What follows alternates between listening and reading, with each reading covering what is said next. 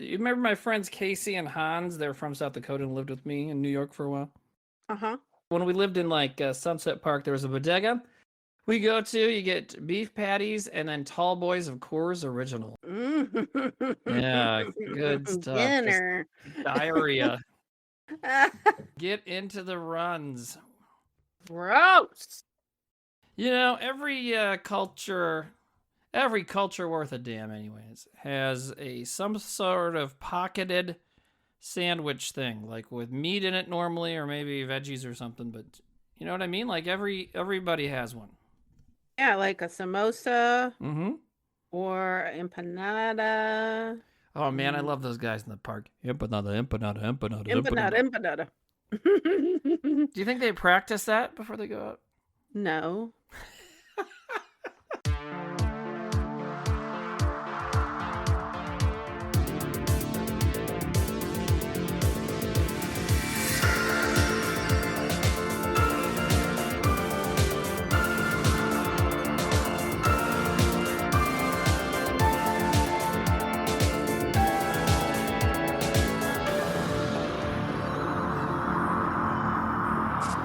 Whatever makes it easier for both of us, I think, in the long run.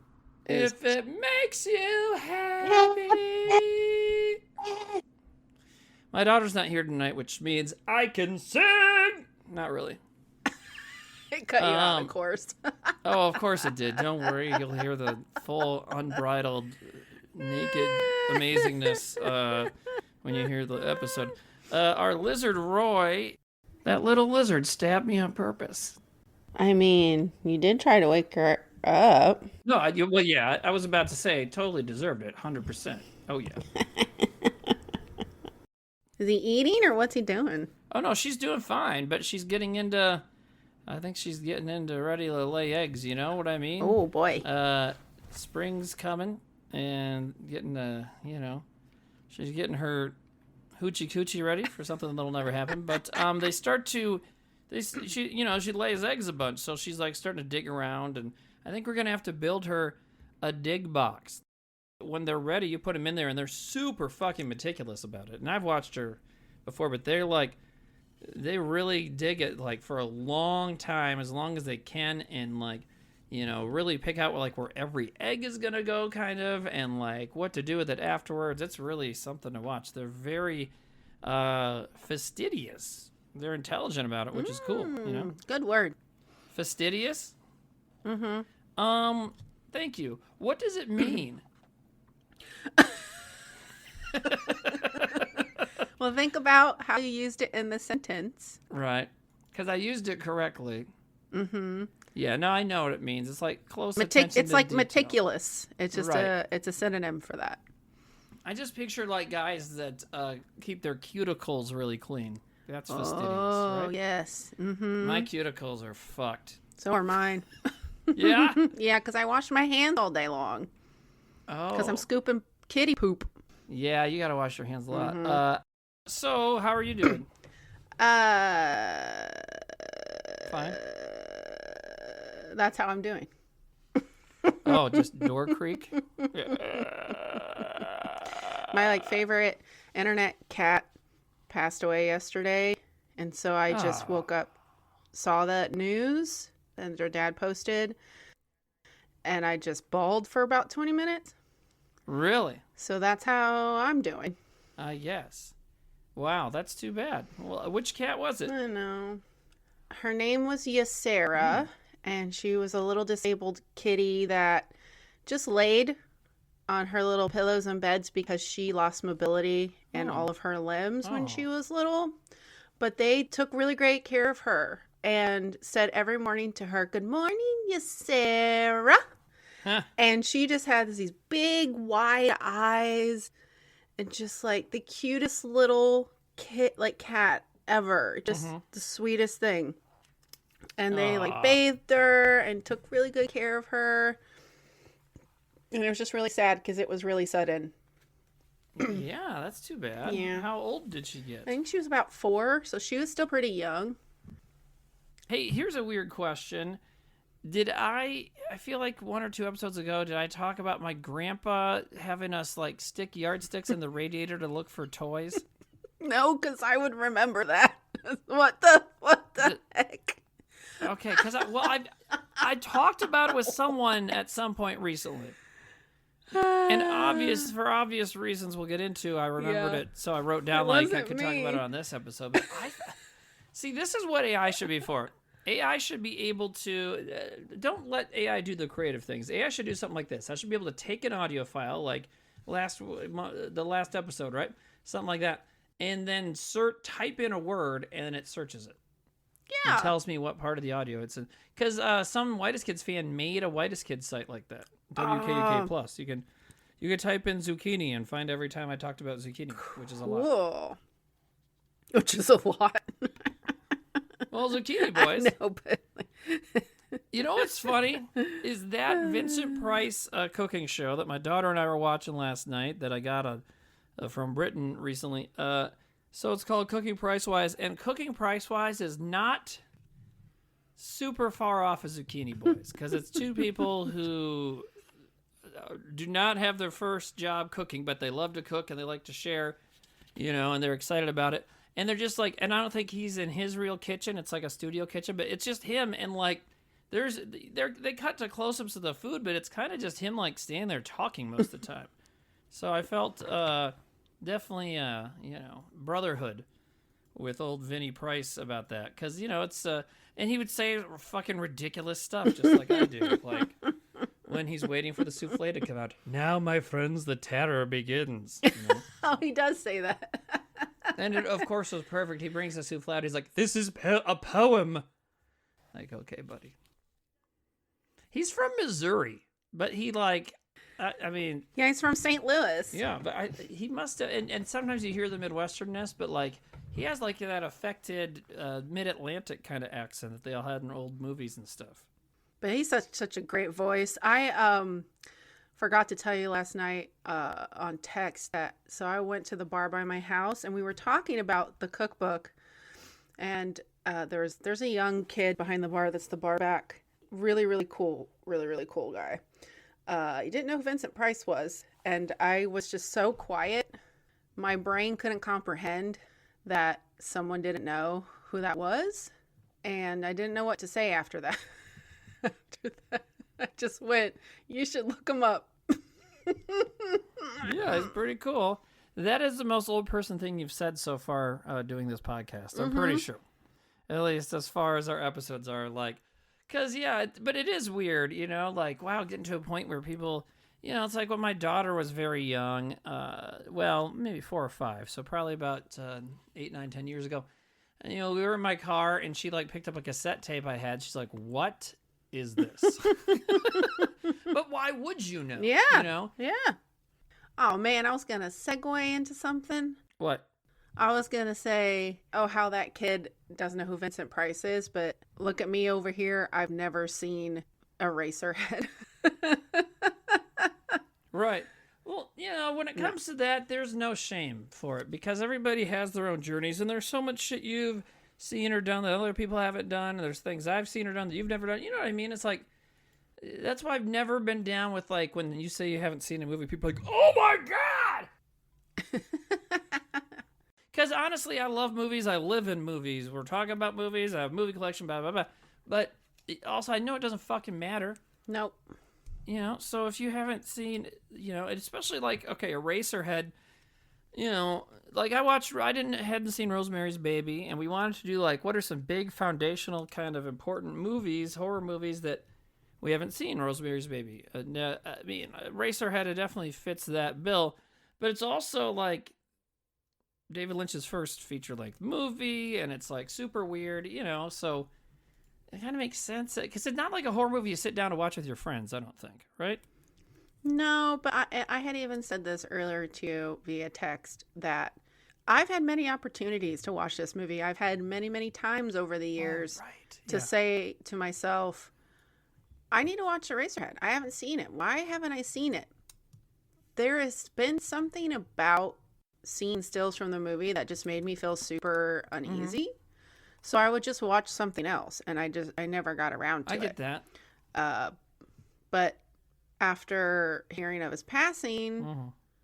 I said to you, I asked, maybe this is a good time to finally cross that off my list and just sit through it. Yeah. Well, and did you feel like you sat through it, or did you enjoy it? I actually felt uneasy in a lot of moments, and I would pause it to just kind of sit with it for a second. Uh-huh.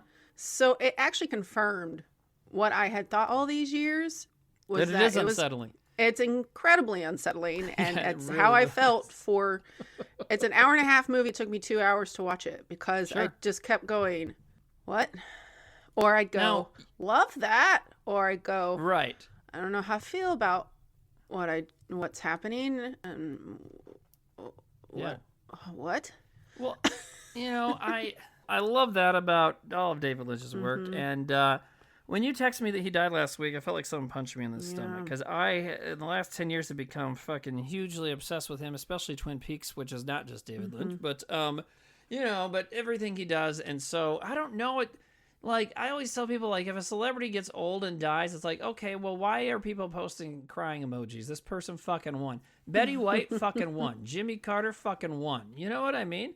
But David Lynch didn't seem done. And, people are putting out rumors that he was working on this or that or the other thing. And who knows what to believe, because he also was sick, and everybody kind of knew that. He had emphysema. Yeah. But I don't know. It was kind of like a mild version of a grandparent dying or a relative dying. You know what I mean? Except she's like, God, like I didn't want to like think about him not being around anymore. And it's not like I knew him personally, never met him, whatever, never been in the same room as him. But it's just, I don't know. There's something about his work that really makes it feel personal. And I feel like when Trevor from our group died, people felt the same way about that, Yeah. that we connected with them, and so they felt like they were losing someone they knew when they did not in fact know them, so Yeah, I felt the same kind of punch in the gut when I found out Anthony Bourdain was found dead. Sure.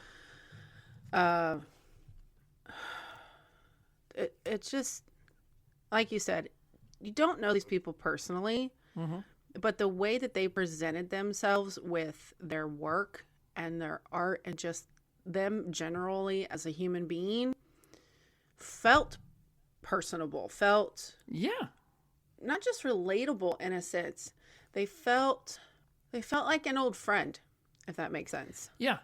It felt, because I wasn't a super huge Bourdainiac. Is that what they were called?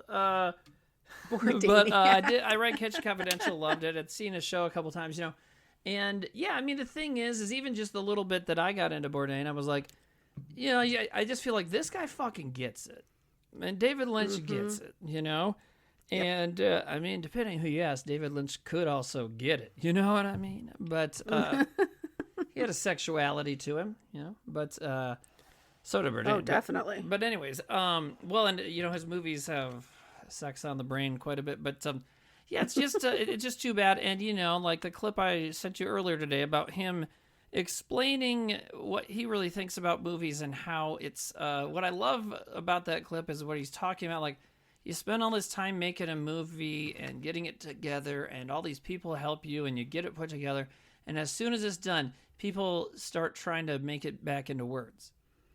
And that's how Why did you do this? Why is it like that? Right. What's it all about? Yeah. And that's Explain it. Yeah. And he just thought that was basically he said it was saddening, and that was just kind of antithetical to what he wanted to do, because he started out as a painter, and the first short film he made, 6 people getting sick or something like that, it's a 1-minute-long loop, and he made it as part of a sculpture show at his college. So in order to be part of a sculpture show, he sculpted the movie screen. Cool. And then he made this weird little minute looping animation and projected it onto the clay screen. So, and you can find plenty of clips of him talking about it. He's like, I wanted to make a painting that moves.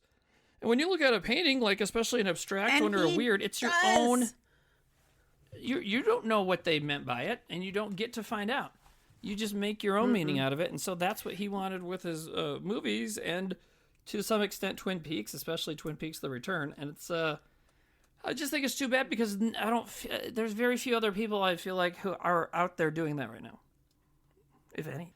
And I think that's part of the obsession now with everybody has to like, everything has to be literal, You have to tell me exactly what you mean. Mm-hmm.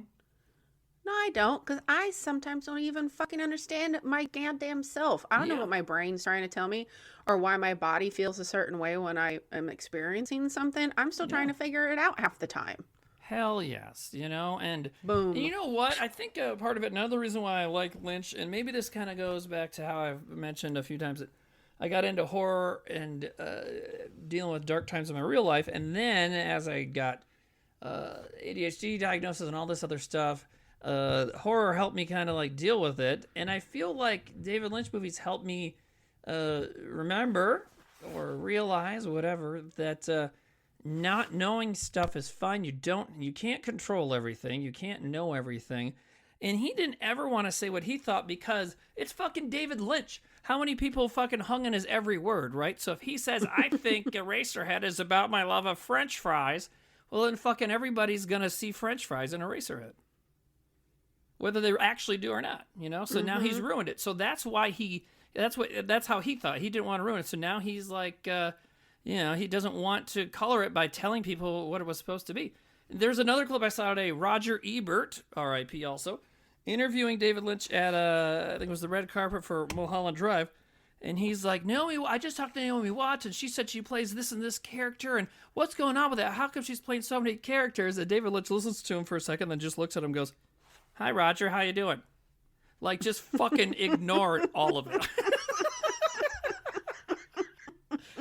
And everybody around him laughed, because they do. Amazing. Yeah. Because he's not fucking obligated to answer your questions. Like, and you know what? I don't really know what's going on in Mulholland Drive. Me either. Or Eraserhead. The minute it opened up, I just went, there's that famous hair. Yep. And it's like coming in from the side. It's floating above a planet, right? Yeah, so cool. I love his hair so much. I wrote more movies should start with Jack Nance's head floating over a hairball planet. Because the planet looked hairy to me. It might not have been. I don't know. But, hey, you know what? Guess what, Shandi? What? Welcome to Earnful of Popcorn.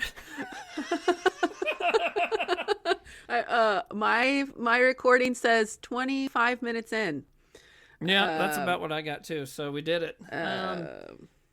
Whatever. But today we're talking about Eraserhead, and some people might say, "Well, that's not a horror movie." And to those people, I say, "You haven't seen Eraserhead." Mm-hmm. So, I felt because it's fucking terrifying.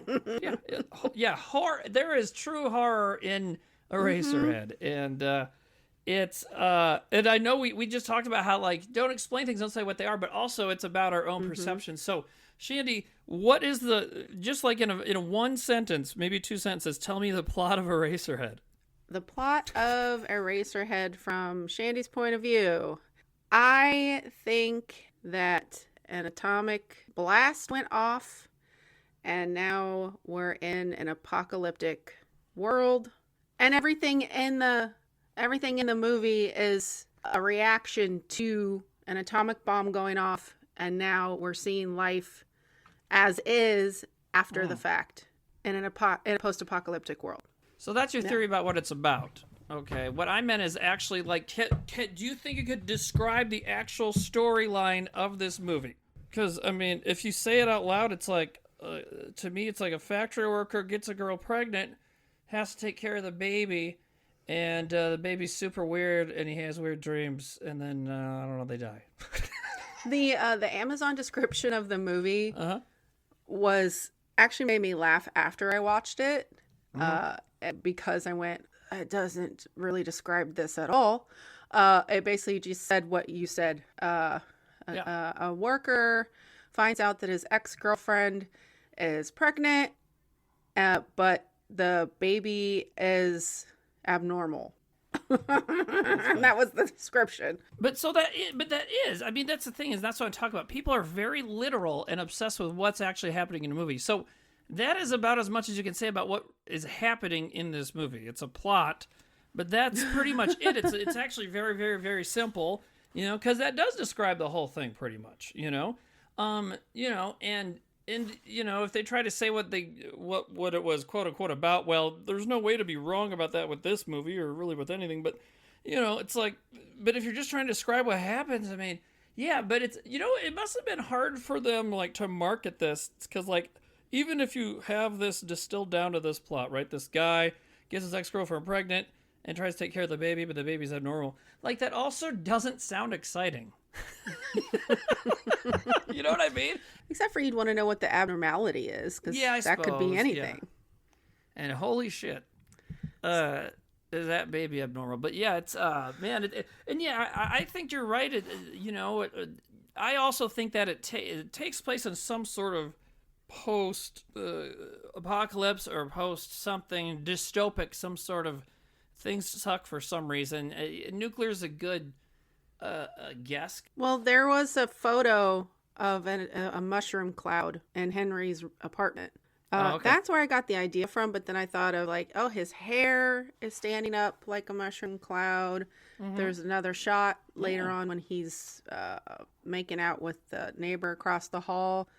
It kind of looks like a mushroom cloud, the bed when they get submerged in the water. Oh, yeah, that's a good point, yeah.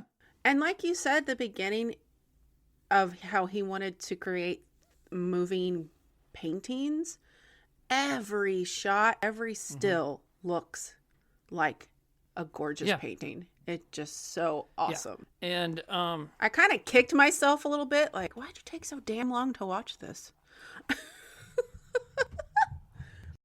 It was a college, like he was in school, and then it took so long to get this made the way he wanted to make it that he, like the school AFI was unable to fund it, and they thought he was making a 45-minute like long short film basically. And then it's like, no, it's a whole movie. And so then eventually Sissy Spacek, who was friends with him, or her husband was friends with David Lynch. So the husband brought her in, and she helped fund it because she was already a big star at that point. Oh, I didn't know that. That's really fucking cool. Yeah, her husband ended up being a production designer that won Oscars and shit. And he's in Eraserhead. He is the man in the planet. So I think he's the guy covered in like boils and shit with the lever and the sparks. And he's like some sort of malevolent presence is as much as I guess could say. I felt like he was pulling the levers and that he was delivering the weird baby through the womb. That's possible. That's what I thought. Because then he sees him at the end before he goes to heaven or whatever. Like he goes through that guy's planet before he gets to heaven with the lady with the mushy face or whatever you would call that. Everything is fine in heaven. Yeah. It's just been in my head on repeat since I heard he passed away because I knew about that song. I knew about the song that was in the movie, but that's been one of my favorite songs for a long time. We're all together as one. One thing that makes this and most of his movies scary is that and it kind of goes along with the whole like not telling you what it's about and not really worrying about what's actually happening or whatever and just what you think. But also like there's no guide in this movie, and I don't mean a character in the movie, but most movies visually through the plot, through something, the director is like showing you where we're going. But no one's fucking helping you here. You don't really know what's happening. You don't know why he receives a tiny little box with like a fucking larva in it. I loved how tiny that box was. Yeah, so small. And it's like, there's no help for you. You can't, there's no life preserver.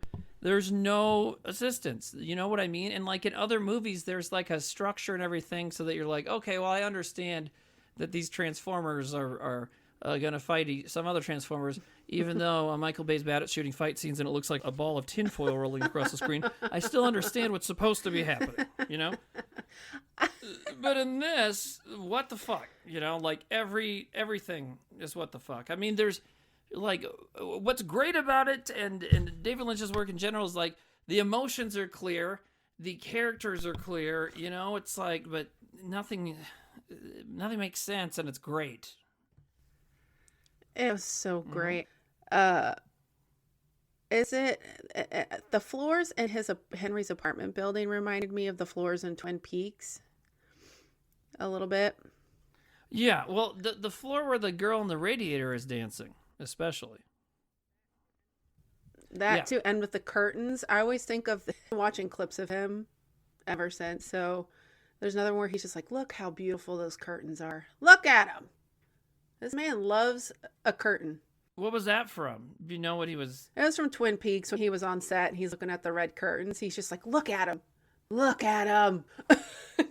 And that's a good point to bring up too. And I wrote about this later, but I mean, since we don't fucking know what happens, we don't have to.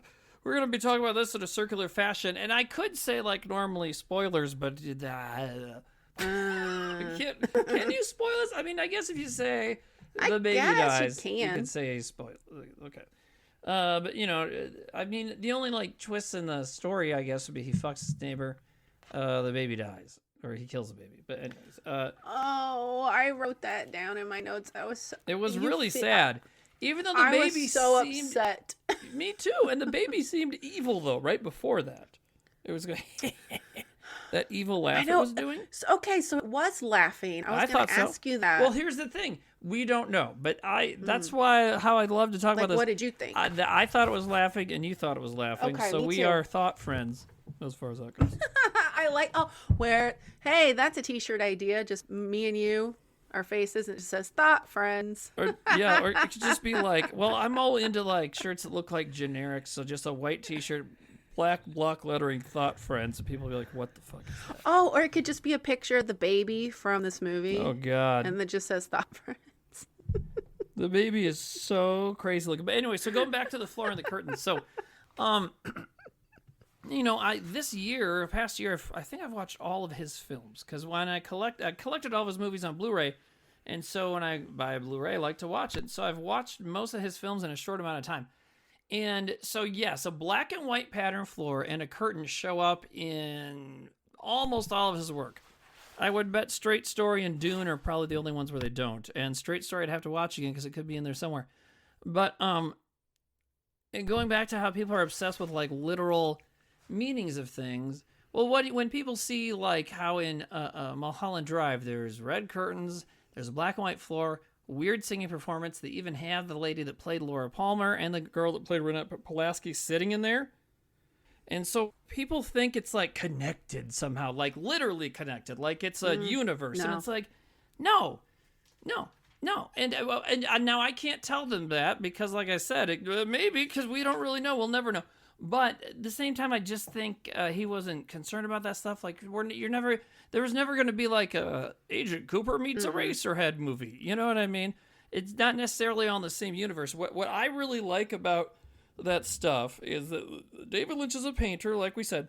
And so when you see him using black and white floors, red curtains or blue curtains, or some of the other stuff that pops up in so many of his movies, that's him having a favorite paintbrush. Yeah, or a favorite color. That like he Bob uses. Ross. Like, I like to use these colors. Alizarin crimson, right? Whatever. So Cerulean blue. What was that one? Cerulean blue. Cerulean. I can never remember that. Love it. I love that word. But yeah, you know, that to me is what it is. And, you know, so I think when he's using these, it's to convey a certain emotion. I have no fucking clue in hell what that emotion would be. But I know that I feel like he's trying to convey that because it's an Inland Empire. I mean, just about everything, you know? So probably not Wild at Heart because he was hired for that. Same with Elephant Man. But the movies that are like pure uncut David Lynch, they all have that kind of stuff. I love that. Well, why do you think, so the girl dancing on the stage with the curtains, why do you think her face was like that? Like it's mushy. She has big like Mickey Mouse cheeks. That's why I thought it was, you know, because there's radiation that happens after atomic bombs. And that's why the baby's deformed. That's why she's deformed. My whole thing was, when I was watching it, when Mary's mom is asking Henry in the corner, did you guys have sexual intercourse? The way that she keeps asking it, and then she rubs up on him and is all kissing on him and stuff after he's, you know, says like, I don't want to talk about it, it's none of your business. Yeah. It made me think in my head, one of my many theories was that people weren't supposed to procreate because there was babies. You didn't know if babies were what was gonna happen with them, if they were gonna be deformed or not because of all the radiation. So I think that sex was taboo, and not a lot of people were doing it, and that's why Mom got a little horny. Like, it was just so odd. I was like, why is she kissing? What is going on? I don't know, like in something like that, in that scene, to me it was like the anxiety of meeting somebody's parents, like if you're dating somebody and meeting their parents, and like, like the mom doing that, coming on to him like that's terrible to think about, right? No wonder he looks so fucking uncomfortable all the time. Yeah, and Mary had a little kind of weird little fit when they were sitting on the couch. Mary had a little spaz, little spaz, little spaz. She did, and I went, and Mom immediately started brushing her hair. Yeah. And then Dad comes running out talking about his knees and installing all the pipes, and like, pipes don't just happen. And like, what I want to talk about mostly was the sounds in this movie. The hissing and just getting louder, and the banging. And that made me really anxious a lot of the time. Was, the baby crying and wouldn't stop crying. And I had it turned up because I like to watch movies. Excuse me, I just burped. I like to watch movies at a pretty high volume. I had to turn this one down a lot because it was freaking. The droning noises, all that stuff. It was freaking me out. I was getting really anxious. Yeah. So Well, and that's, I turned it away. Probably, I would guess that would be mission accomplished. Because it definitely seems like. And then David Lynch is, as far as I know, he's got to be one of the directors most obsessed with sound. So many directors are visual or an acting director, but you don't hear directors that are like obsessed with their sound design, and he's always involved in that. Every single one of his movies, probably even Straight Story, which is just normal sounds. Like there's no part in Straight Story it's like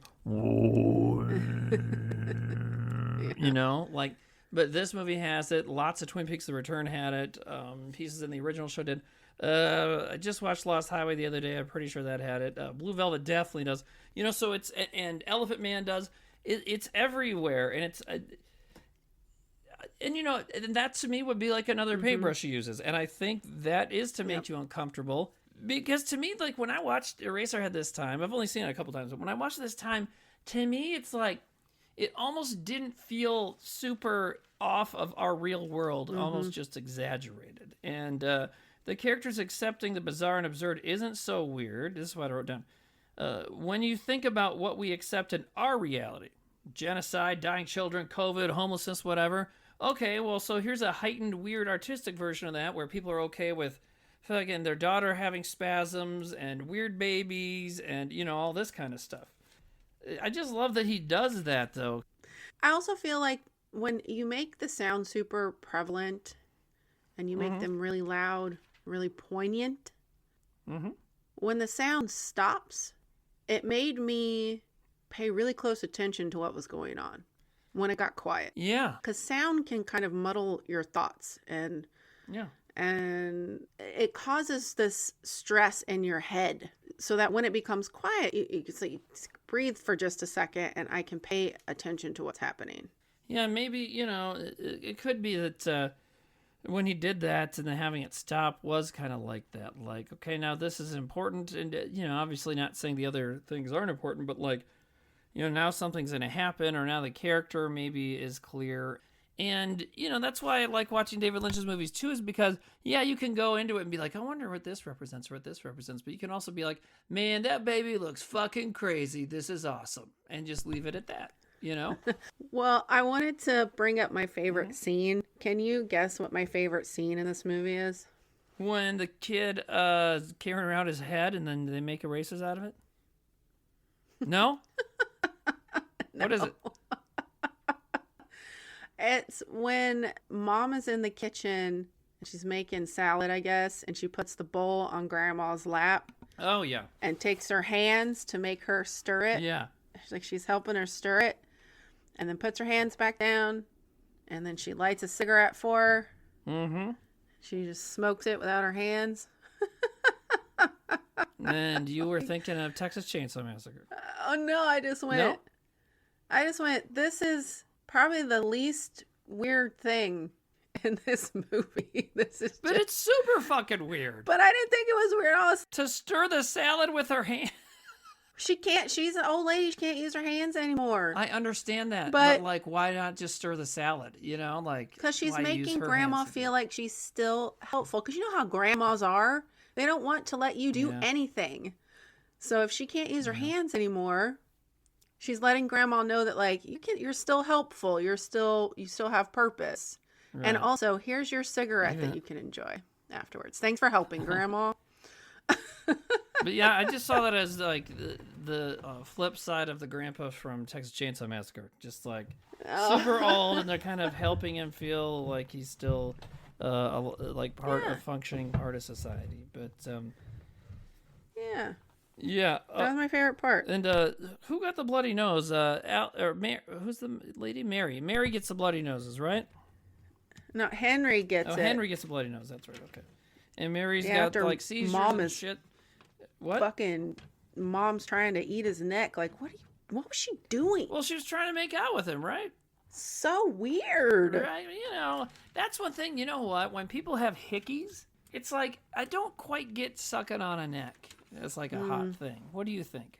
It's weird. I dated a guy in high school that basically made it look like he strangled me. My whole entire neck just looked like bruises all the way around. And we didn't continue dating that much longer after that because I looked at myself in the mirror and I went, did I even enjoy that? Like, now look at me. What the fuck? Like, what is going on? Yeah. Stupid. Like, I dated a couple girls that like the when you're doing it, the sex. Sex. When you're doing a sex, having the hand around their throat, they like that. You know, okay. But like the vampire shit, the hickey stuff, I don't know. Yeah, when it gets to that part, it's just so stupid. I do like a clavicle, though. I like that part. You know, going towards the shoulder.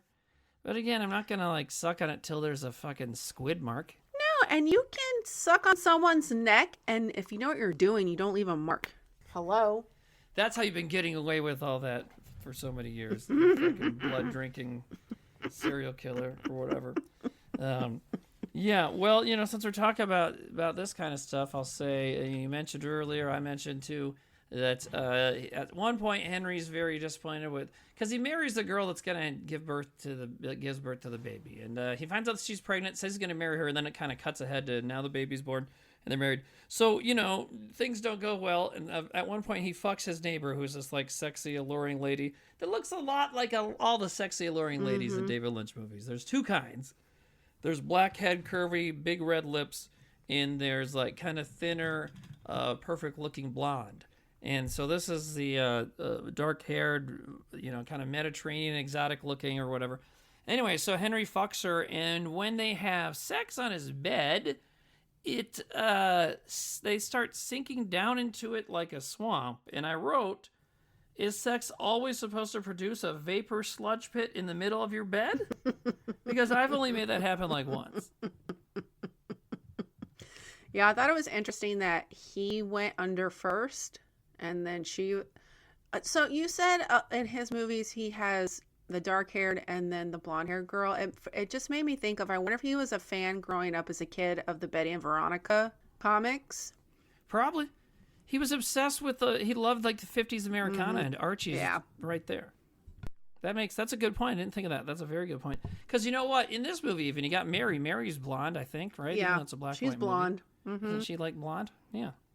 And she kind of looks like, you know, the same kind of body type as like Naomi Watts or somebody that he likes to use and stuff. But, and I love that, you know, he's unabashedly likes hot girls, but not in a creepy way. It seems like everybody that worked with him loved him, you know? And even though he's clearly like, most of his movies have sexual stuff in it. I mean, Lost Highway has some super hot Patricia Arquette booby sex scenes, you know what I mean? And it's like, but they're fucking weird too. But, you know, but so, like, he gets it. He has red blood, in whatever you say. But but he's also, like... But but it's more like acknowledging it that everybody's like that rather than be like, oh, you know. So, but yeah, so sinking. Okay, so they're having sex. It's technically an extramarital affair, and maybe he's sinking down first because it's the guilt, and then maybe she feels guilty and starts sinking down. I don't know. That's one way to look at it. I feel like, you know. Well, I also made me think of is like going back into the womb. So the embryonic fluid. That scene freaked me out when Henry and Mary are in bed and she's starting to sweat and she's taking up all the space and he's trying to tell her like, fucking move over. It was making me mad. I was like, oh my God, move the fuck over. I was yelling at the TV. And then I noticed she was getting really sweaty. I'm like, oh my God, why is she so fucking sweaty? What's going on? And then he starts pulling out the little things. Babies. They look like his baby. I don't know. Were they more babies? Who knows? It looked like an umbilical cord with a head, which looked like his baby, which I really actually, Mary is an asshole because she got mad that the baby wouldn't shut up and she screamed in its face. A poor thing has no arms and no fucking legs and is just laying there. And then she decides, she's like, I'm just fucking leaving. I need a good night's sleep. And Henry starts being this very loving father to the child. He goes, oh my God. He checks his temperature or their temperature. We don't know what it is. Yeah. Checks their temperature. And then boom, baby's got hives all over. He's like, oh my gosh, you are sick. And he puts the tiniest little humidifier next to the baby and went, you actually care about this kid. Yeah. Well, and the whole time he's loving towards it, and she's just frustrated. And here's the deal, though.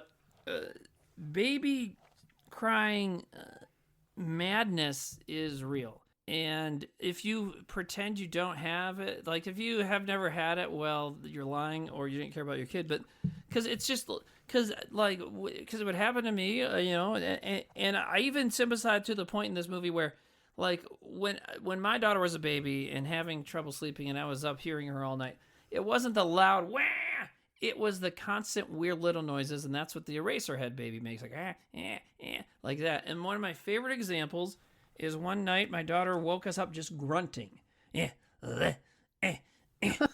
for like a while. I was like, what the fuck is she doing? And like everything else seemed fine. And then I laid down again, and she was in this bassinet near our bed. So when I'm laying down, I couldn't see her, right? So she's going, I get her to check on her. She seems fine. I'm like, okay, I'll just lay down, see if it stops. I hear her go, So then I was like, not it on that diaper, because that's probably going to be fucking monstrosity. Because that's how I feel like I sound as an adult when I got a poop. Yeah, so you get, and obviously, no, you don't go yell at their face and you don't abandon them, but you get very desperate. I mean, there's a joke I've been telling on stage for years that was in one of the baby books I read, and this was literally in one of the, like, How to Be a Parent books I read before my daughter was born. Okay, sometimes your baby will cry so much that you want to throw it out of a window, but if you start to think about throwing the baby out of the window all the time, you need help. Oh, that's the actual line from the book. And when I tell that on stage, my joke line is, "Fuck you, baby book. I don't need help. Babies aren't that heavy." So, but I mean, honestly, that kind of relates to this too, because that's kind of he's starting to have thoughts like that, and he ends up acting on it. But well, he does act on it. Yeah, that's what I said. Yeah. But obviously having those kind of thoughts, I mean, it's just because it's like crazy. And as far as decibels go, talking about droning noises and stuff like that, like a baby's cry is like just under airline jet in the Metrodome. So like, you know, like a baby cry, the decibel wise is like that. And they've run tests on like parents, like your heart rate and brain patterns and stuff, how it reacts to a baby crying. And it's like crazy. So I understand the woman's like frustration, but you have to, that's one of the hard parts about parenting is you can't be selfish. Being selfish would be yelling at them because that makes you feel better maybe or whatever. And walking out, but those are selfish acts. The unselfish thing is doesn't solve the fucking problem. Well, it does if you leave. If you're a selfish asshole, it does solve the problem. You get up, you yell at them, you leave, the baby's you're gone. Still crying. Okay, but what we're talking about is someone who doesn't care. That's what selfish means. So if you're a selfish person, you leave and you're done with the baby. And that's pretty much what she does. She still shows up a little bit in the movie, but like she's not helping anymore. And that, I think it starts to wear on him, and that's why he's. Well, it made me mad because when the neighbor's like, I locked myself out of my apartment and kind of, yeah, la la la va va boom, he muffles the baby. He sticks his hands over the baby's mouth, and I was like, you fucking dick. Well, and that's like the turn. And isn't it right before that he has a dream where his head falls off and the baby's head comes out of his body, right? Or is that after that? After that, I think. But regardless, that was my second favorite scene. What, when the head falls off? No, when the baby is now his head, but has his hands, and he's in the suit. Yeah, that's what I'm talking about. Right before that, his head falls off. It's just so cute. I thought it was really cute. I wrote, every parent, you don't want your kids to become you, right? But you definitely don't want them to crawl out of your neck and make your head fall off, So, because that's what happens, I guess. But that I actually wrote what I wrote down when that happened. I wrote, his head popped off. His little baby's in the suit. But yeah, so I think if that's a dream that happens before he has sex with the lady, I think what it is he, like, the baby's taking over his life is kind of how I saw it. You know what I mean? Oh. And so now he's acting out against it. Well, and I mean, these are easy feelings for me to have because it's kind of right there in the movie, and I've been through the feelings. Yeah. So any parent who says they haven't thought about ditching this shit and getting on with their life without the kid is lying to you. I mean, I told the story before that my mom left me in a fucking store because I wouldn't stop crying. And people do that all the time. And God, there's been times in the middle of the night where she wouldn't stop crying. Yeah, of course you go like, oh my God, I could just leave, but I won't. And that's the difference between good parenting and not parenting. It's admitting that it would be nice, but also then immediately understanding like that's fucked up because this kid needs me, so. Yeah, and you even said too that it's okay to have that feeling. Absolutely, just don't act on it, Yeah, it's a normal thing for you to be experiencing. Yeah, and frustrated. That you have those thoughts and those feelings because I don't know about you, but if I don't get a good night's sleep, I fucking hate everything. I hate everybody and I hate everything. And that's normal and it's okay. And people try and act like you have to be nice all the time. It's like, no, why don't you just wake up? Why don't you perk up? Perk up. Yeah. And all it really takes is communication. That's pretty much every problem can be solved by communication. Like, hey, I'm tired, so I'm going to be grumpy. Like, I'd tell that to my daughter. Like, hey, I ate too many snacks last night and I didn't sleep well. I feel like shit, so if I'm grumpy, that's why I'm not mad at you. I will, lead off the morning with that exact sentence, and it helps. That's amazing. What? That's amazing. Yeah, I just think that's what you do. You communicate, but also it helps you not act on it. But I mean, man, I got so upset when he stabbed the baby. I was so mad. I was like, why? Because that baby, what the fuck did baby do to you? Except for being an annoyance in your life and looking abnormal. And this is what happens when you have sex, guys. Sometimes babies happen, okay?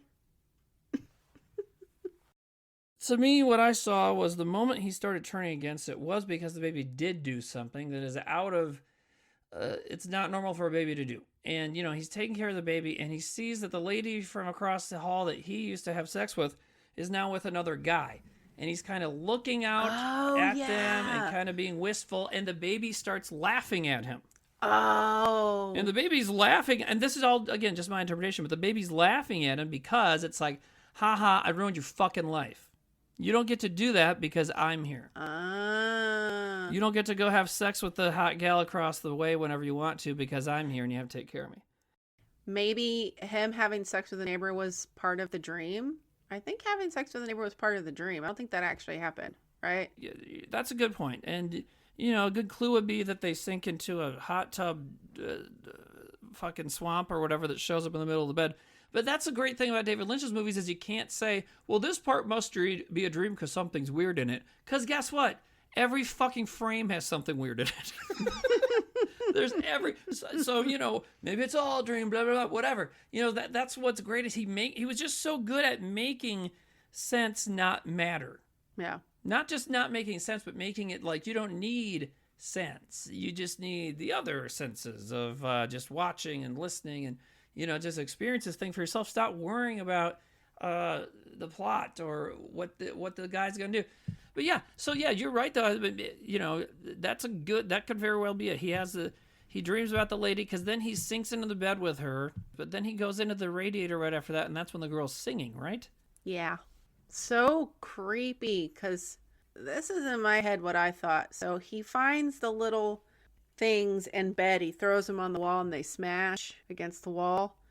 And then in this dream with this lady on stage, those same little embryo umbilical cord things start falling from above her.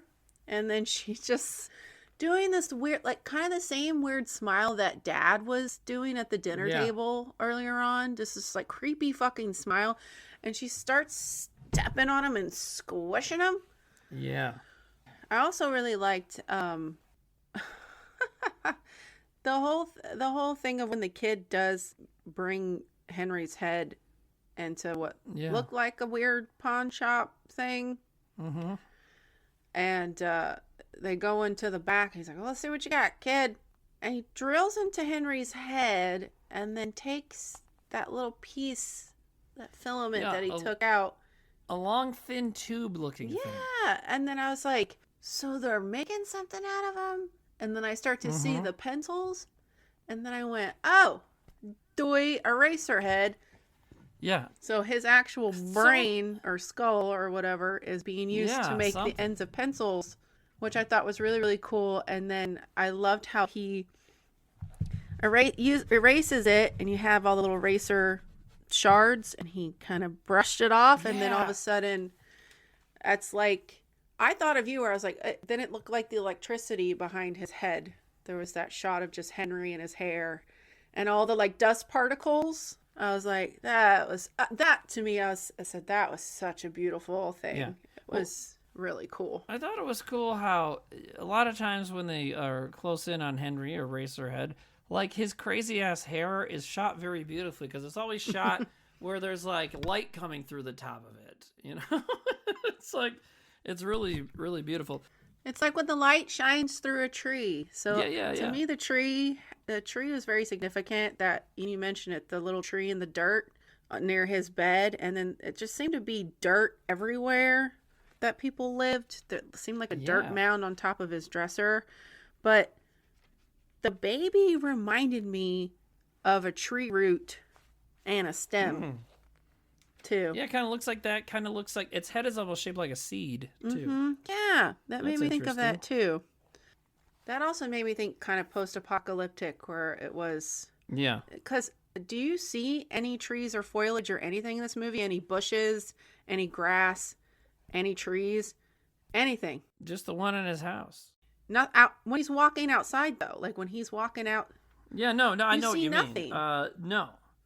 All you see is in his house, but they actually don't show the outside very much either. And one thing I wrote down is that the one thing that's steady in this movie, both from beginning to end, is the geography of the room. Because so much of this movie takes place in his bedroom, or his little one-bedroom apartment, whatever it is. And, like, you always know where everything is, even in a weird shot where it's, like, from a different angle you haven't seen yet in the movie. They do a good job of you kind of knowing what's going on in the room, where everything is, where the radiator is, where the tree is, where the baby is. And it's good because that's all you fucking get as far as hanging on to reality when you watch this movie, is that you know where the things are in the room. I thought it was interesting when he opened his dresser drawer and there was the little water that had the coins in it. Yeah. The water bowl. And then he throws a coin in. Yeah, I was like, are we having to clean the money for some reason? Maybe. Interesting. I thought maybe it was like a wish, because like he's digging around in there. He opens a drawer and he's got a bowl of, like Shandy said, a kind of a glass fishbowl kind of thing with money in it, right? And you can't really tell what's in it. You see something's in it, right? So, and it's inside his dresser drawer, which is fucking weird, right? So he's digging around. He finds a piece of something, and he keeps digging around. And he finds a coin and he throws it into the dish, like that's where they're supposed to be. And then he finds the other part of whatever he's looking for right after that. And it's a picture of, is it of Mary or is it some other girl? I think it's a picture of Mary. It's a picture of Mary that he had ripped in Right. two. From when they broke up, probably. Well, because he said to her, "You don't come around anymore." And, well, we find out why. Because she was pregnant. Right. And having a baby. What does she say? She goes, "They're not even sure if it is a baby." Yeah. And they were right. I mean, I guess you could call it a baby something, but we don't really know. It's not a baby human. And it does it eat? Yeah, she has a problem getting it to eat, right? But does it ever eat food? It just seems that she, from the start, did not want to be this thing's mom at all. Because, yeah, she tries to feed the baby. The baby won't eat. She tries to shove it in its mouth. She walks away all frustrated. Henry actually comes home then, and he jumps and lies on the bed. He actually kind of looks over at them while she's trying to feed the baby, and he smiles. Like, there's this kind of really small moment of mom and dad and baby. And then it just goes, she just loses her fucking mind. Yeah, it's and she just can't handle it. And he's looking over like, "Oh, there's my wife taking care of my child. Nice family moment. Nuclear family." Nuclear family. Yeah, exactly. But I mean, because there's definitely an apocalyptic thing to the whole movie. But who really fucking knows? I mean, this could all just be a metaphor. It could all be aliens. I mean, it could be anything. I want to hear what someone who's like an acid casualty thinks about this movie. You know what I mean? Someone who's, those people who have done so much acid that it's built, like the LSD is built up in their spine, and if they crack their back too hard, they trip. Those people. Oh, jeez. I definitely... Oh, because I had a lot of acid in high school. I'm glad I didn't watch it then. I think it would have really freaked me the fuck out. So if you cracked your back, do you think you'd trip out? Maybe. You know what the word I was trying to say last episode was? Kismet. Okay. Do you want to know what's fucking weird? Is the past 2 days, I've been seeing that fucking word. Really? At the bar I go to, my neighborhood, somebody had made a sticker and put it in the bathroom, and it was right in my eye line. And I went, weird. Kismet. That's the fucking... Yeah, that is the word. And then I have just been seeing it everywhere or hearing it. Why did we bring it up? What were we talking about? As we were talking about how the movies that we choose and decide to talk about, it's very Kismet, which is the same with this one too, is that you're very connected to David Lynch and his films and his work for many personal reasons in your life, and he's been a big part of my life as well. And then we couldn't fucking decide really on a movie for me to watch this month, and then he passes away, and it's like, what the fuck? I actually haven't seen one of his films. Huh? Yeah. Okay, then we have to definitely do that. So it's all just kind of like, it's all Kismet. Kismet. Right. And here's another piece of it. Okay, so we talked about months ago for January, we were going to do something where we both saw like an important horror movie we hadn't seen before. So now we've accomplished that. Both movies are about babies. And what is the symbol people use for a new year? Right? So like, holy shit. Because it's still January. In case this doesn't come out till March. You never know. But... Well, because we're not sitting here planning going, it's January, it's the new year. No. Like this has to be like a perfect thing for this month. Also, we haven't re-recorded an episode. We get on, we record it, that's it. And that's also why the show isn't very good.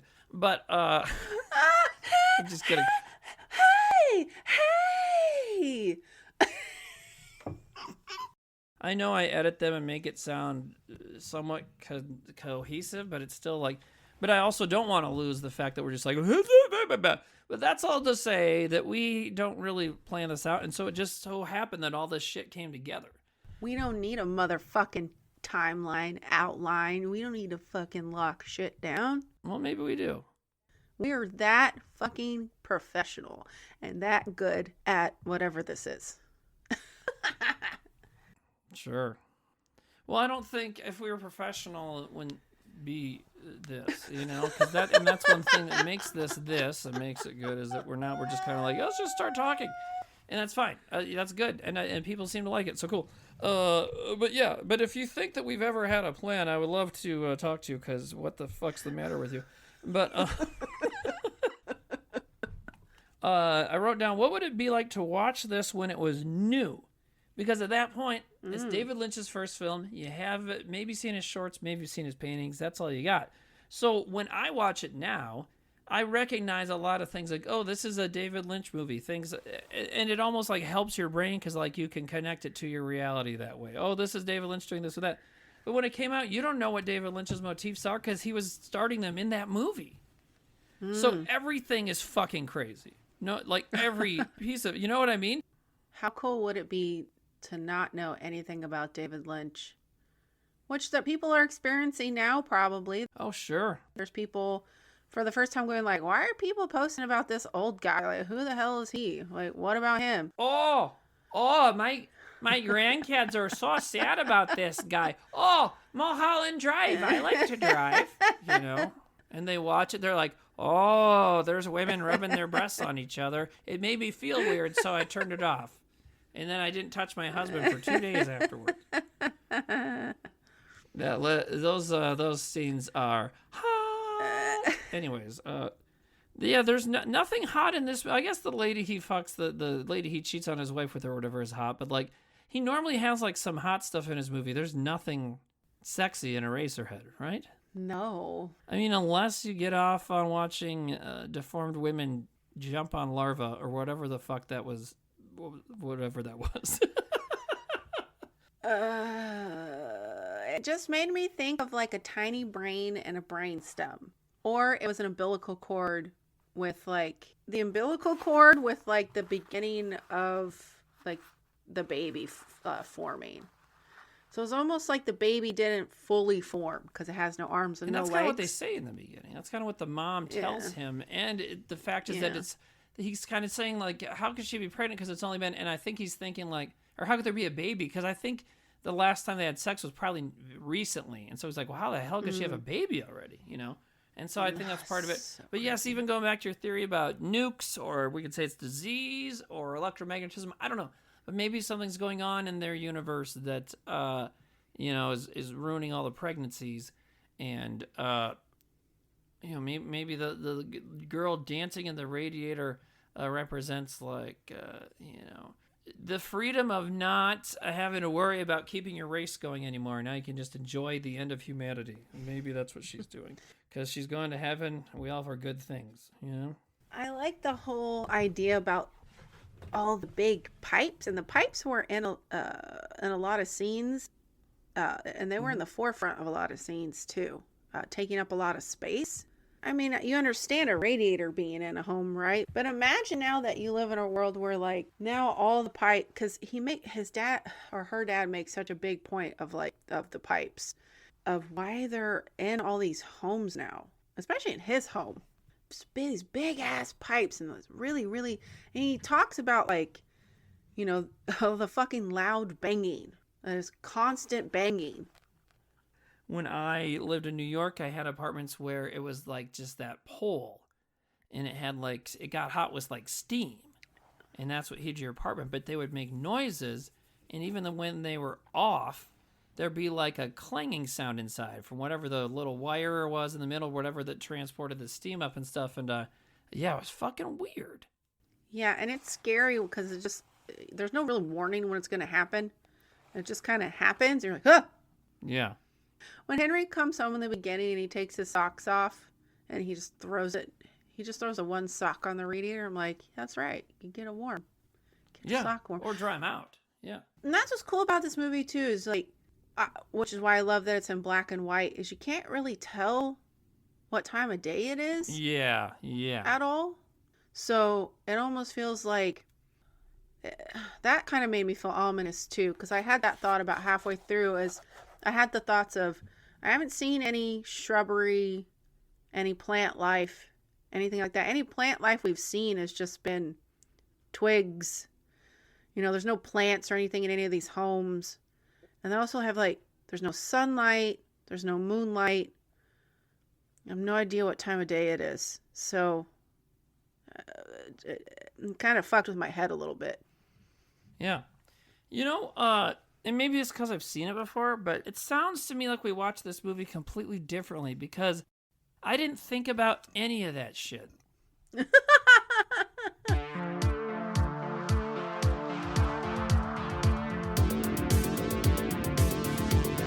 So I guess should we tell people that we're recording this a couple days later, or should we pretend that we're doing it right at in the moment, that this all happened at the same time? If you don't mind, I don't mind saying that we took a little time to regroup because we were having a moment. We were experiencing bandwidth issues, mental and emotional bandwidth issues, maybe. Technical difficulties. Yeah, technical difficulties in our brain technology. Of the mind. Of the mind. It's okay. Because, man, and even thinking about it, just that whole day felt really cloudy for me. And probably for everybody, too. It was on the inauguration day, wasn't it? Yeah. Jesus, why did we do that? We knew we'd be kind of pissy about it just because we don't like what happened. But it wasn't necessarily the movie that made me anxious. It was just everything. Anytime I open my phone, the anxiety in my chest starts to rise a little bit. I've been trying not to look at the phone, but at the same time, I want to know what the hell is going on. Yeah. So it's a that balance. It sucks. Yeah, balancing it. That's a good word for it. I saw somebody post a billboard that said, the only marginalized groups that actually cause any problems are the billionaires. They're not marginalized. They're just a minority. Oh, sorry, minority. Yeah, that's the word I meant to say. Thank you. Well, that's with most minorities, they are marginalized. So normally the words are interchangeable, but not with billionaires. Not with that. So. They're like, oh, we like Shandi. She knows what we're talking about. No, wrong word. Also, we're dumb and push ourselves too hard, so sometimes we get grumpy, and that's all there is to it. I mean, that sums it up pretty well, right? Yeah, I felt grumpy. I was hungry. Oh, you got to eat before this. I've learned that lesson. You got to eat before, not during, but before. We've learned that pretty well. Yeah, I shoved food in my face right before. When we recorded this originally on Monday the 20th, it was very easy to be anxious, and we both probably came in with high levels of anxiety due to personal life, due to national news, whatever. And, Eraserhead's one of those movies where if you go in anxious, you're not getting less anxious. There's even some horror movies are comforting, right? I mean, it's nice to put it on, you have fun watching it, it calms you down, right? But this is not one of those. Is that how you feel when you watch Texas Chainsaw? Get comforted? Totally. I do too, which is that bizarre and weird of us? I don't think so. I think horror fans have their comfort horror movies, you know? And so I would guess other people have the same thing. But anyways, but that's going to wrap it up for Eraserhead. And, let's, before we get into all the I was going to say pimping our shit, but there's a better word. Plugs. Pimping our shit. Well, yeah. I like that, actually. But so before we get into plugging our pimp shit, you know what? Rest in peace, David Lynch. I think I'm a little more okay with it now, even further later. But, geez, it just really sucks that he's dead. So, yeah. It really sucks. I just keep thinking about him a couple times a day, every day still, and probably will forever. I have never been hit this hard by a parasocial relationship, and it's interesting watching it, doing that myself after watching tons of people go through a parasocial relationship with Trevor. I started rewatching your guys' show, as it's on Amazon too, even though I have it on DVD. Well, yeah, I sent you the DVD. Yeah, I know, it was just there, and I went. You're right. I was being really lazy. I was like, I could just get up and go get the DVDs and put it in my PlayStation 3. But It's right here. I got my clicker. And so I just started watching it, and I was like, God, these are so good. You guys are ridiculous. Yeah, it's crazy what we did. It's very fun, and some people. I'm glad that people can enjoy it again now and stuff, and it's awesome. It's great to see, and so it makes a lot of sense that people connect with the show, and so they were sad when Trevor died, and I kind of mentioned this earlier tonight or in the same episode, but just like how I said when David Lynch got dead, when he died, how about I got really sad because I think part of it is his work was very personal. A lot of his work is him just putting his fucking weirdnesses, his obsessions into movies, and while still making them entertaining and cool too.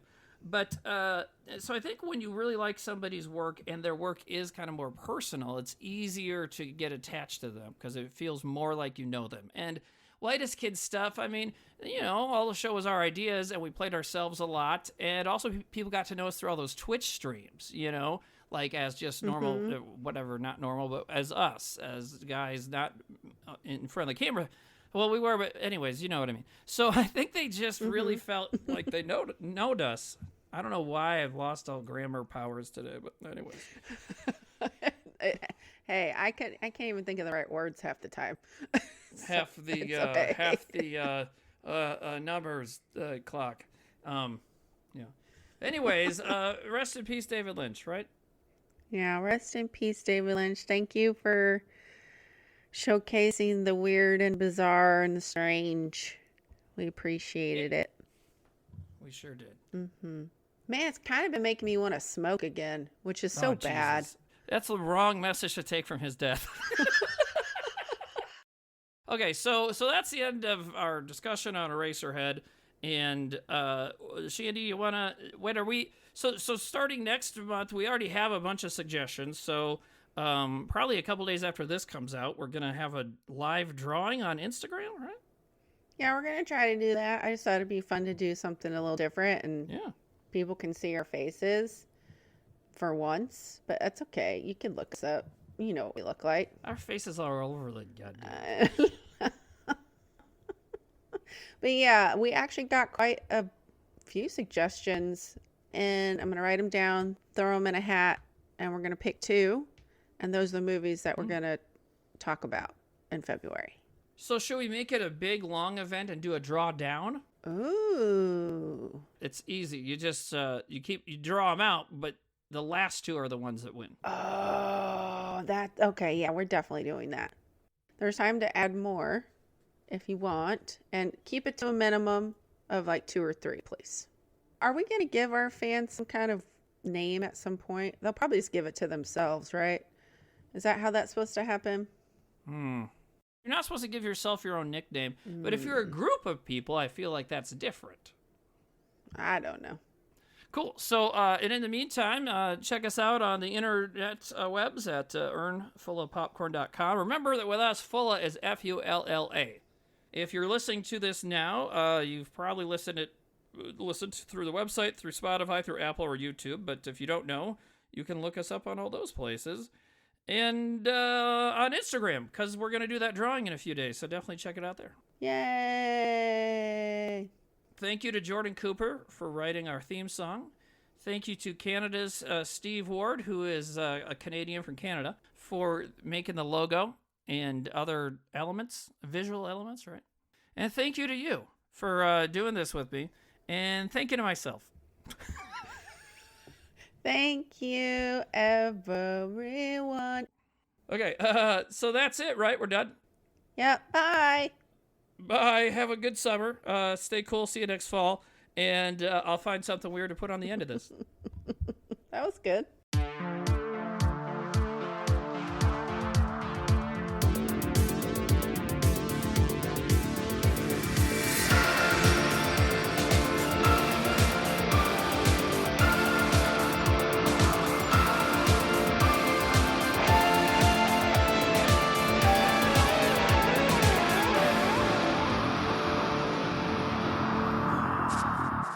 He was the kind of guy that makes you wish you spoke a little French.